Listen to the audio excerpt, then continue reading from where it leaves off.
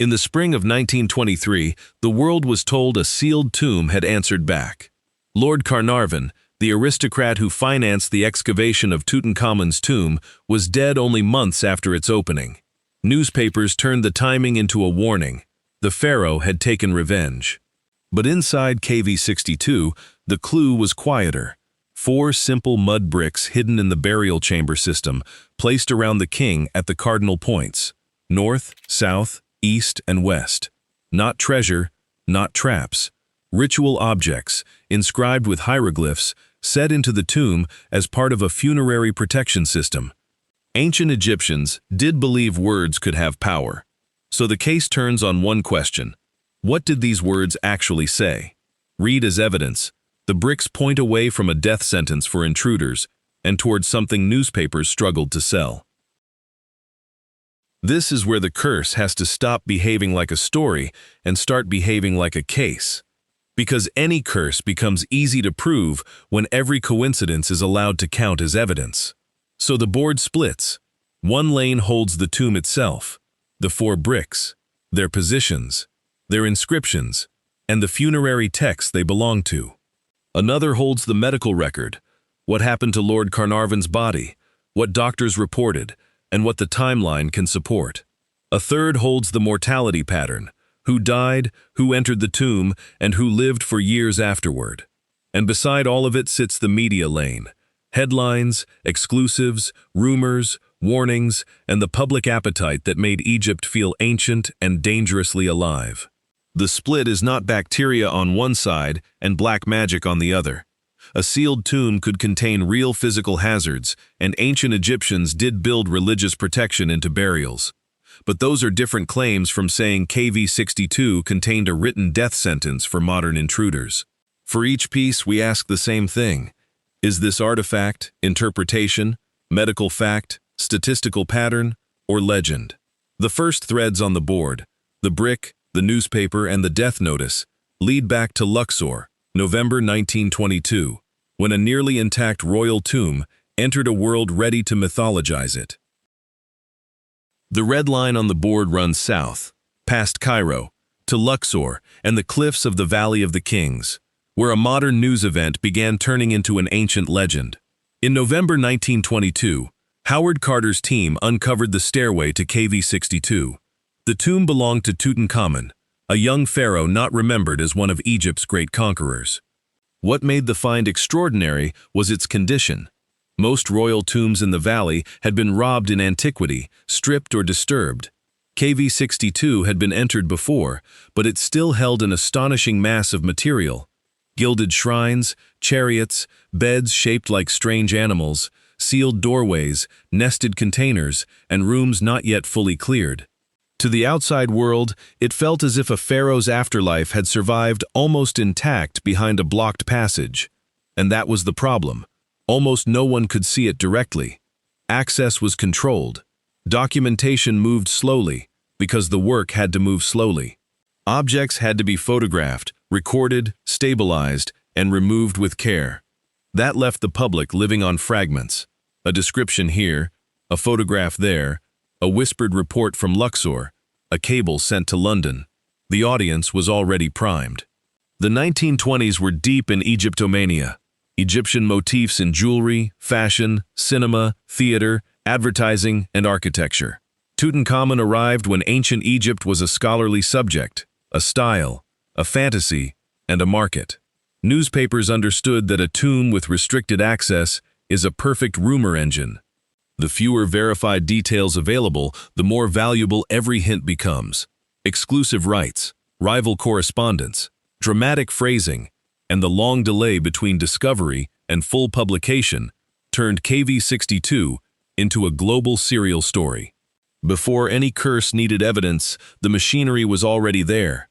A hidden chamber, a young dead king, treasures emerging piece by piece, and millions of readers primed for the past to answer back. Then, in the spring of 1923, one death gave that expectation a shape.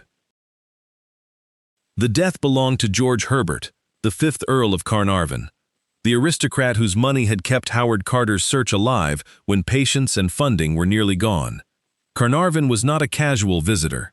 He was the patron of the excavation, the public face of its finances, and one of the men most closely associated with the opening of Tutankhamun's tomb. So when he became ill only weeks after the burial chamber captured the world's imagination, the narrative almost assembled itself. The available medical account is not mysterious in the way the headlines wanted. Carnarvon had reportedly been bitten by a mosquito, the bite became infected, and the infection developed into blood poisoning, with pneumonia following in the final illness. In April 1923, he died in Cairo. Tragic, medically legible. But legends feed on timing, atmosphere, and a witness who seems to have seen something coming.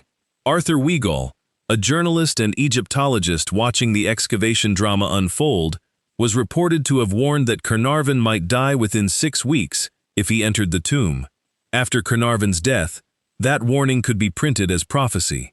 The public did not have Carter's full records, the slow cataloging work, or the ability to inspect every inscription. What it had was a wealthy patron linked to a sealed royal tomb, a sudden death, and newspapers skilled at turning coincidence into pattern. One death became the anchor. Other illnesses, accidents, and ordinary mortalities could be tied back to it with red thread. The hospital timeline mattered less than the shape of the story. The tomb had been opened, and someone had paid. But the death headlines still did not supply the ancient evidence. For that, the red thread has to return to the burial chamber itself, to the objects actually placed inside Tutankhamun's walls. From the hospital timeline, the evidence leads back into the burial chamber, where the ancient material is much quieter than the headlines made it sound.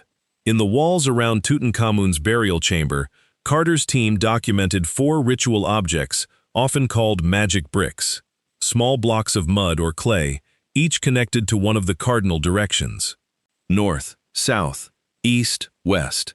Not scattered at random, and not hidden as a mechanical trap, but arranged as part of a deliberate funerary system around the king. The placement matters because it breaks the shape of the legend. A curse story wants one dramatic warning, one forbidden sentence, one threat, aimed at whoever breaks the seal. The bricks point to something more structured, a ritual map, with the deceased at the center and protective forces stationed around him. The texts associated with these bricks belong to a known Egyptian funerary tradition, especially chapter 151 of the Book of the Dead. This was part of a body of religious spells used to protect the dead, preserve the body, and help the deceased move safely through dangers beyond the tomb. Each brick carried a protective role. In this tradition, examples include invocations connected with gods such as Osiris and Anubis, and symbols meant to stand guard over the body. Details vary by object and context, but the function is consistent: protective formulas for the dead king, not death warrants for the living archaeologist. Seen this way, the ancient magic in KV-62 becomes specific, and far less like the legend. It is mud shaped by human hands, inscribed with sacred text, placed according to direction, and installed inside the architecture of burial. That is the physical evidence the curse story has to answer to. 4 bricks, 4 points, a protective ring around Tutankhamun. To understand that ring, we have to enter a world where a tomb was not a storage chamber. It was a working religious space, built to help a dead king pass through danger and return to order. For ancient Egyptians, death did not end the need for care. The body had to be preserved. The name had to endure. The spirit had to move through judgment, threat, and renewal without being swallowed by chaos. So protection was made physical. A spell was not only an idea. It could be written onto papyrus, carved into stone, painted on a wall, or pressed into clay. An object was not only an object. Placed in the right position, facing the right direction, joined to the right words and gods, it became part of a ritual system. This is why the 4 bricks matter. Their power, in Egyptian terms, came from arrangement as much as inscription, text, mud, niche, direction, divine name. Together they helped mark a guarded space around Tutankhamun, with the dead king at the center. The danger they answered was not Howard Carter standing with a candle in 1922. It was the older, cosmic danger imagined in Egyptian funerary religion: disorder, hostile forces, enemies of the deceased, and the possibility that the journey after death could fail. Calling that black magic flattens the evidence. It turns a careful language of protection, restoration, and sacred geography into a horror label. Read inside that world, the popular curse looks less like an ancient sentence than a modern misunderstanding waiting for a headline. Now the board draws its cleanest line. On one side we have the 4 bricks: clay, niches, cardinal points, protective language tied to chapter 151 of the Book of the Dead. On the other side, we have the famous warning people remember: death coming swiftly to anyone who disturbs the king. The problem: this second text does not stand up as a verified inscription from KV62. Not on the bricks. Not as the controlling message of the burial chamber. The physical evidence points to formulas meant to guard Tutankhamun in the next world. Not a sentence aimed at Howard Carter, Lord Carnarvon, or anyone holding a lantern in 1922. So the curse was not simply translated from the tomb, it was reshaped. A protective spell became easier to sell when heard as a threat. A sacred boundary became more gripping when described as forbidden danger. After Carnarvon died, every older rumor, dramatic warning, and scrap of mysterious language had a new center of gravity. This was not necessarily one fake line invented in one room.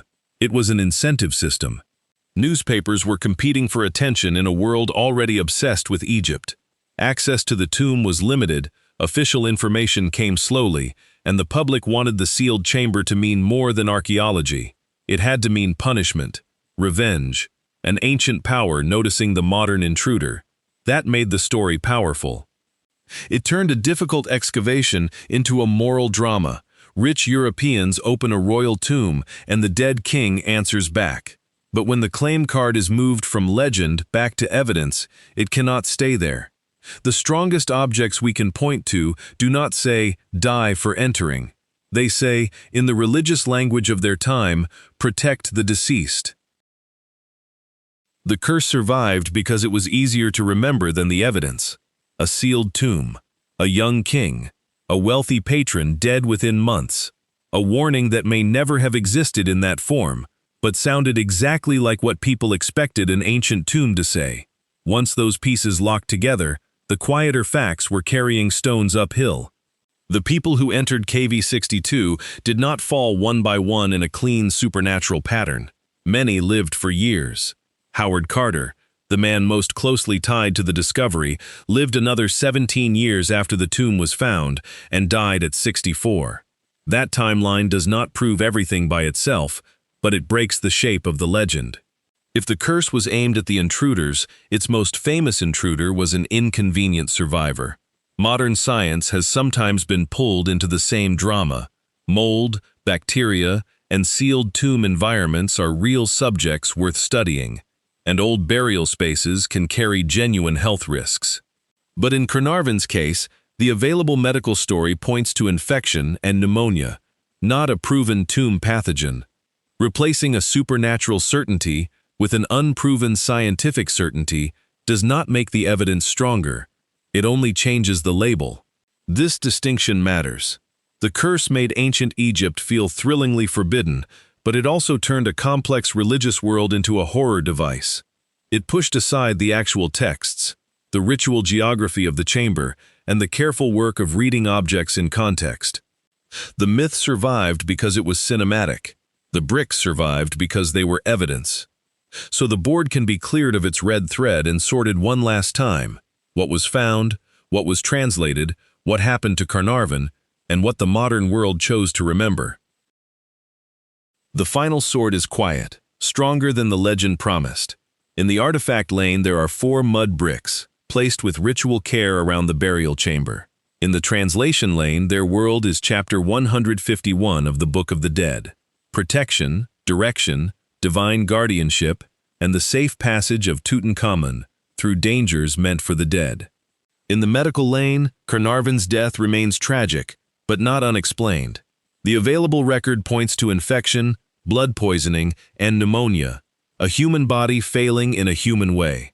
What made it feel supernatural was the timing, the headlines, and a public already prepared to see ancient Egypt as a place that punished trespass. That is the turn in the case. The tomb did contain spells, but the evidence we can read does not show a murder weapon aimed at archaeologists. It shows a protective system built for a young king whose afterlife had to be defended. The curse that lasted was modern, a story powerful enough to overwrite the text it claimed to explain. That is why the bricks matter. They do not make the past less mysterious. They make the mystery more precise. The past rarely gives us answers. It gives us clues.